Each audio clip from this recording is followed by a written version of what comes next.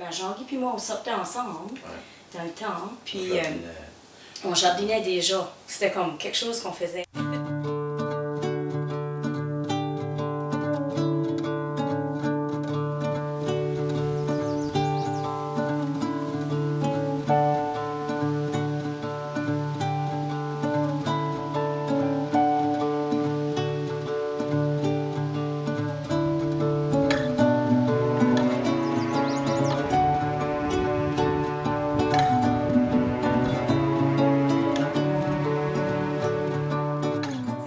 L'histoire des graines de mon grand-père, Laurie Leblanc.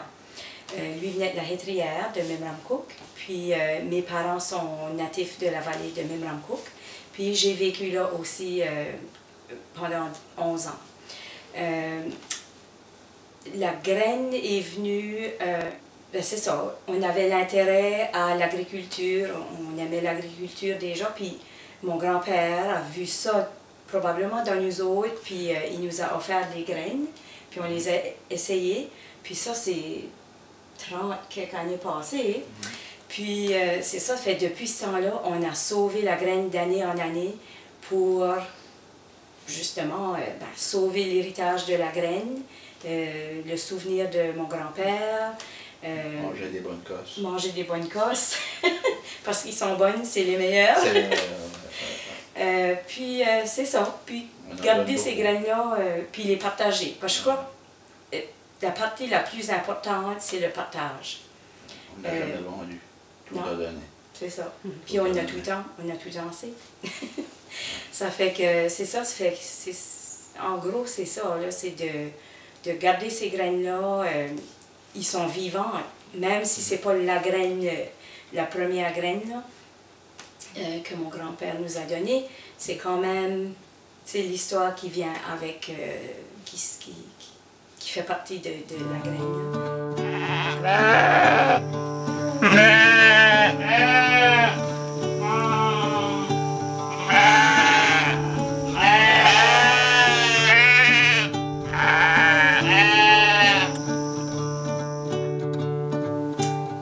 C'est important de sauver les graines parce que, premièrement, parce que c'est possible. Deuxièmement, ça nous a été donné ou légué de mon grand-père. Puis lui, parce que lui l'avait fait, je pensais que c'était à mon tour de le faire pour mes enfants, puis là, les grands-parents, ça fait que pour notre petite fille, je pense que c'est important qu'on continue une tradition de la graine d'haricots qu'on sauve là, depuis une trentaine d'années.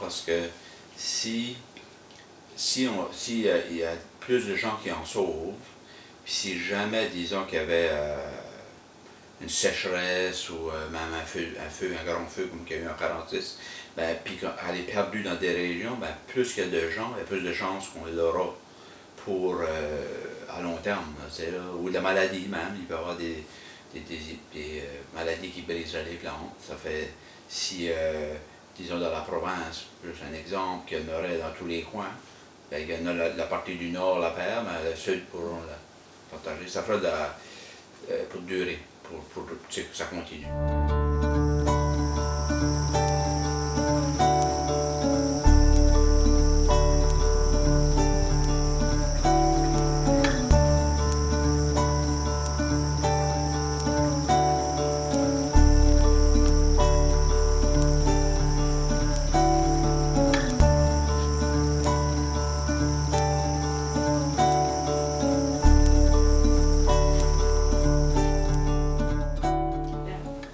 Sauver des graines, c'est vraiment facile. Vraiment, quand on l'a fait une fois, on est capable de continuer de le faire. C'est facile dans le sens que tu as juste à laisser la plante pousser à la maturation, puis tu n'as pas besoin de la dorloter non plus. Une fois que la plante a séché, le fruit ben, disons les haricots, parce que nous autres on sauve les haricots, là. On les laisse, puis c'est des haricots qui poussent en hauteur, donc des grimpants. Puis on les laisse pousser, puis on récolte les cosses qui sont sur le dessus là, de la plante, puis on les mange. Ensuite de ça, celles du bas, on les laisse sécher, puis à l'automne, on les récolte, puis on les laisse sécher plus longtemps à la maison. Puis au courant de l'hiver, on les ouvre, puis on sauve les graines, on les met en bouteille. Une fois que c'est vraiment sec, là, Jean-Louis fait un test. Ouais, il mord sur la graine. Il mord sur la graine. Si elle est dure assez là, tu peux dire. Sans ça, si tu sens que ça rentre tes dents dedans, ben, il faudrait ce shampoo, c'est là. Mais pas trop sec. Tu peux même les faire mourir. L'hiver, les maisons sont secs. C'est pour ça qu'on les met en bouteille, les garder salés.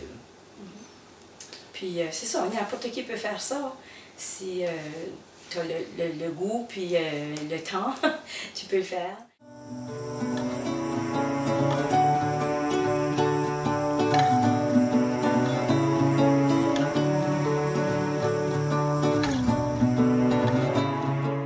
Pour de ça, ça ne demande pas d'équipement spécial non plus. À moi comme des patates. Là, il faut que tu aies soit une chambre réfrigérée ou un environnement parce que tu peux pas les mettre en bouteille, des patates. Il faut que c'est une chambre froide, par exemple. Là, il pas besoin d'une chambre froide, mais c'est mieux. Puis, au début, quand on a commencé, c'était intéressant de le faire, mais aussi, on n'avait pas beaucoup d'argent. On sauvait de l'argent à sauver nos graines. On n'avait pas besoin d'en acheter. Ça fait ça. Quand tu sais, 5 piastres, 10 piastres, quand tu as 20 ans, ça fait une différence, là, ou plus, je sais pas. Mais là, par exemple, là, si tu achètes de la graine, c'est dispendieux. Mais si tu la sauves, tu l'as. Ça fait, je veux dire, elle a une valeur quand même, parce que tu pourrais la vendre, mais c'est beaucoup moins cher à sauver ta graine.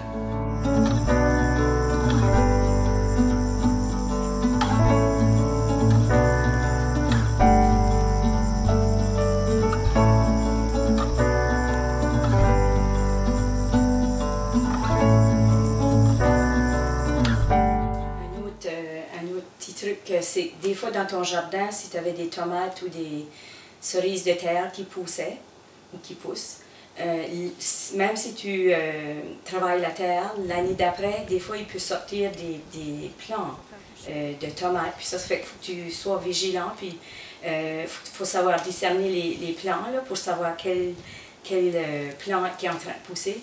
Même des vivaces, des fleurs, des fois je vais les laisser où ce qu'ils sont, puis de temps en temps, je vais peut-être les transplanter, je prends une chance, là. Mais habituellement, s'ils poussent dans un séant, là, je vais le laisser pousser, puis des fois j'ai quelque chose, des fois j'ai rien, mais j'aime de laisser la plante pousser où ce qu'elle a tombé.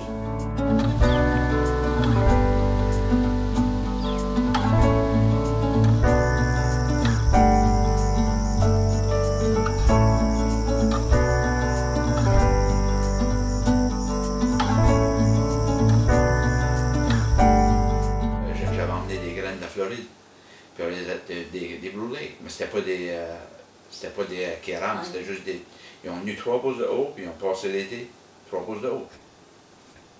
Tu sais, je me demandais ce qu'elle est, ben, je crois que c'est le climat, là.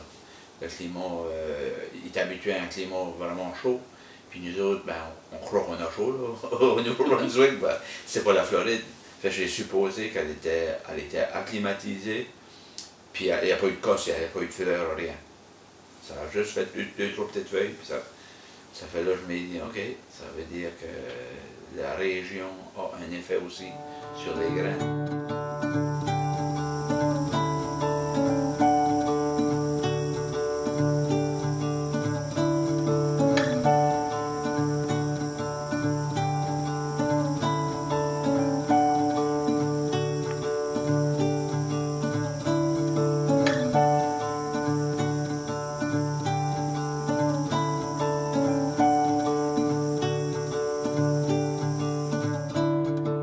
C'est aussi de l'autosuffisance, c'est ça.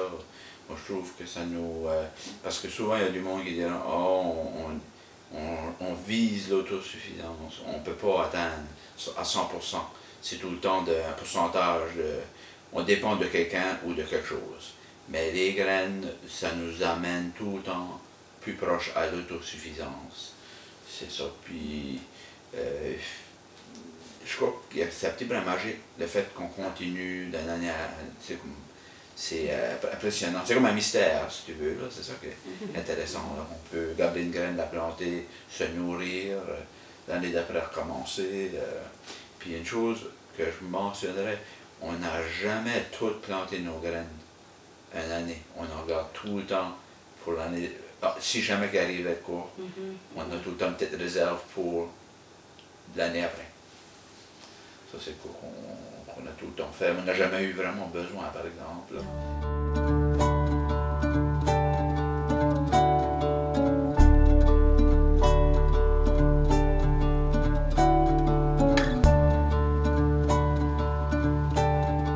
Quand on sauve les graines, il ne faut pas sauver 100% des graines qui sont séchées, disons. Il faut faire un triage. S'il y a des graines qui sont trop secs ou moisies ou jaunies ou quelque chose. Fait qu'on fait vraiment comme un test, un contrôle de qualité où ce que c'est que on trie dans la main, là, on regarde les graines, puis les mauvaises, on les met de côté, puis on garde les bonnes. Fait ça, c'est important aussi quand on vient à sauvegarder les graines.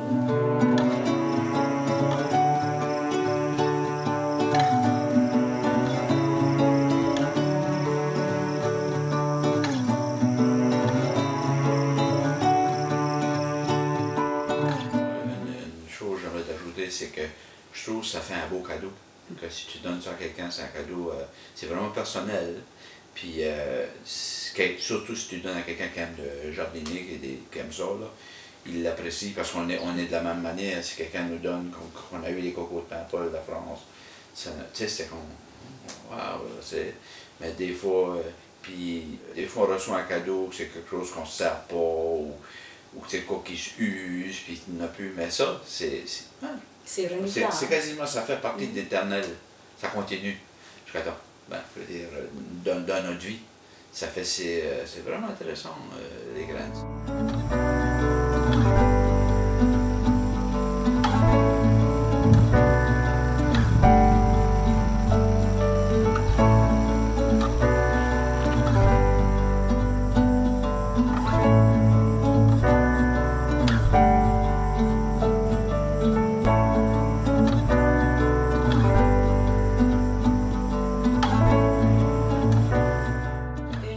J'aimerais peut-être finir un mot de la fin, si tu veux.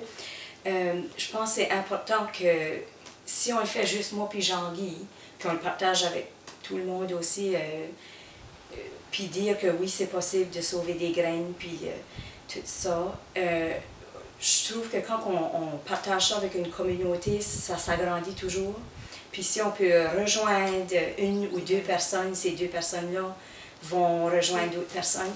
Puis je trouve que c'est important que, pour pas juste nous autres, mais pour la planète.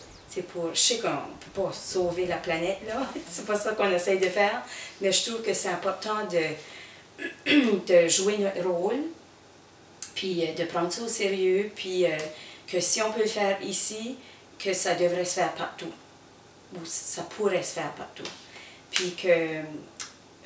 il ne faut pas penser que les graines, ça vient juste des grosses compagnies, que ça peut venir de deux personnes qui ont sauvé des graines, puis c'est ça. Moi, ça me touche beaucoup.